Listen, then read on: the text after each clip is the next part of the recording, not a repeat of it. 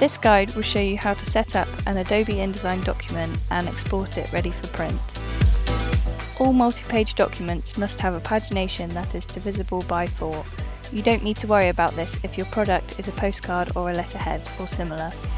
When setting up your document, set the bleed to 3mm all round. We would recommend that the margins are set to 5mm, leaving a safe zone from the edge of the page. For best printing results, use high-resolution images. We would recommend 300 dpi. Make sure you use a PDF X1-a preset when exporting your document. Export as single pages with crop marks and use the document bleed settings. We only need pages supplied as spreads for perfect bound covers or for special folding products. We can help to guide you with any queries such as spine calculations or page sizes for folds. Ensure there aren't any missing links if your document has images or graphics. It's best to work with CMYK swatches unless you are printing a specific Pantone colour or using a custom spot colour to highlight personalised text for variable content. Please discuss with our production team before using Pantones.